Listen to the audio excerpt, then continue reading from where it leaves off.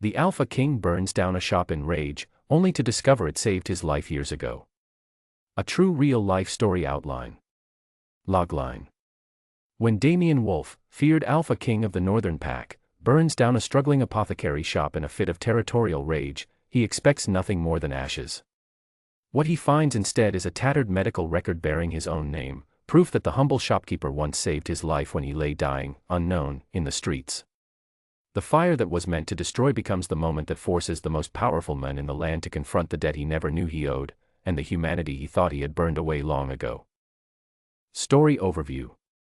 This is a single-part true-to-life narrative told in third person, following Damien from the moment of his rage-fueled destruction through the shattering revelation that reframes his entire identity. The story moves in one continuous arc, action, revelation, reckoning, without chapter breaks, building emotional intensity until the final scene of redemption. Key characters. Damien Wolf, the Alpha King. Mid-30s, commanding, broad-shouldered, with cold gray eyes that rarely soften. Rules the Northern Pack with iron discipline, feared rather than loved by most. Carries a deep scar along his left side from a near-fatal injury years ago, an event he remembers only in fragments. Beneath the armor of power lies a man who has never allowed himself to be seen as vulnerable. Ilara Marin, the shopkeeper. Late 20s, quiet and steady, who inherited the apothecary from her late mother.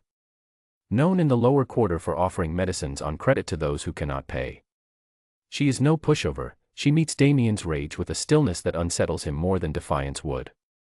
She does not know, until the fire, that the stranger she healed years ago ever became anyone at all. Kale, Damien's first lieutenant. Loyal, pragmatic, and one of the very few people Damien trusts.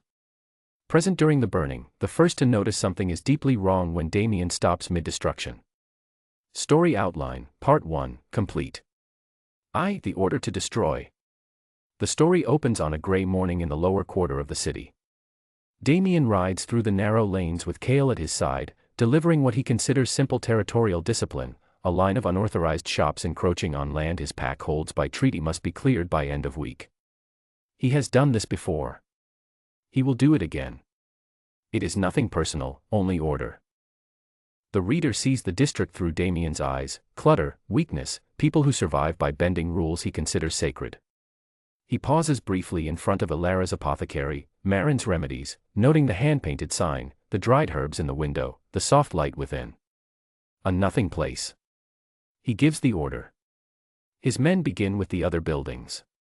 He reserves this one for himself. 2. The rage ignites.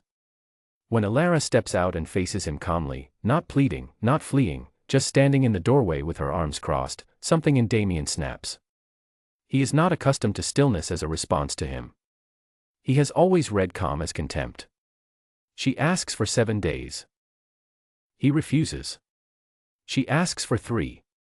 He refuses again. She says, quietly, "You are welcome inside, if you want to understand what you are burning." The quiet offer strikes him as mockery.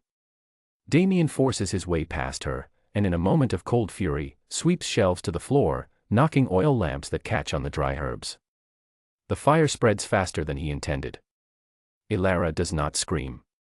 She turns and begins pulling a locked box from beneath the counter before the smoke drives her out.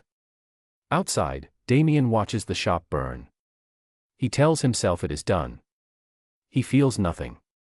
3. The revelation. Kale moves the people back from the burning structure. Damien notices Ilara sitting on the curb, the locked box in her lap, hands wrapped around it. He approaches, intending only to confirm she will not file a complaint with the council. She does not look at him with hatred. She looks at him the way someone looks at a thing that has already broken and cannot be helped. The box falls open in the confusion, the clasp weakened by the heat. Papers spill. Damien moves to step over them. Then one catches his eye. A patient record. His own name, written in a woman's careful hand. His given name, not his title. The name from before. The date is 7 years ago. The notes describe a man found collapsed in the lower quarter during a winter storm, a deep wound in his left side, running a fever that should have killed him. He was treated over 3 nights. He left no payment. He gave only a first name. Damien stands still for a very long time. That was my mother's writing, Ilara says behind him. She never told anyone. She thought it was your right to be anonymous. She kept the record only so she would know if he came back and needed care again. 4. Reckoning. The scene that follows is the emotional core of the story. Damien does not apologize immediately. He is not built for easy contrition. Instead, he does something those around him have rarely seen. He sits down on the curb, beside Ilara, in the ash and the crowd, and he sits. He remembers the fever. He remembers the smell of herbs and warm cloth. He remembers a woman's voice telling him he was going to be all right, that she had seen worse, that he only needed to stop fighting and rest.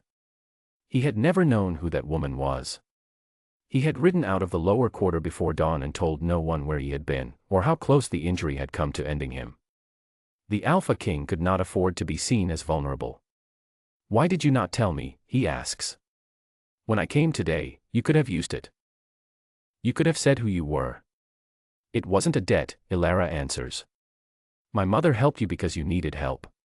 That's all. She wouldn't have wanted it used as a bargain." Cale watches from a distance, and for the first time in years, sees something shift in Damien's face. What the ashes leave behind. The final section moves quickly but carries great weight. Damien stands, calls Cale over, and issues 3 orders in succession.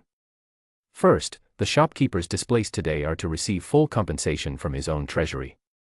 Second, the land claim in this district is to be formally withdrawn. Third, Ilara Marin is to be given assistance in rebuilding, whatever she needs, at no cost and with no obligation attached. Ilara looks at him steadily. "That still doesn't rebuild what my mother left me." "No," Damien agrees. "It doesn't." He does not try to argue otherwise. He picks up the patient record from the street, the paper scorched at the edges but intact, and holds it out to her. She takes it. As he mounts his horse to leave, Ilara calls after him, "She would have been glad you lived. In case you were wondering." Damien does not respond. But he does not ride away immediately. He sits on his horse for a long moment, looking at nothing in particular. And then he goes. Themes. Power and its costs, what it takes to maintain authority, and what it quietly destroys. Anonymity and grace, a kindness given without expectation of recognition, and what that means. Accountability without performance, true reckoning is not dramatic confession, it is quiet action. The past lives in objects, a single piece of paper becomes the axis on which a life turns. Strength redefined, the most powerful moment in the story is when Damien simply sits down. Tone and narrative voice. Third person limited, focused on Damien. The prose stays close to his perspective, controlled, observational, slightly clipped, so that the moments of emotional rupture land harder against the flatness of his usual interior voice. No melodrama. The weight comes from restraint. The writing treats both characters as adults of full dignity. Ilara is never helpless or grateful beyond reason. Damien is never redeemed cheaply. The story earns its ending. Story outline, single part, third person, complete arc.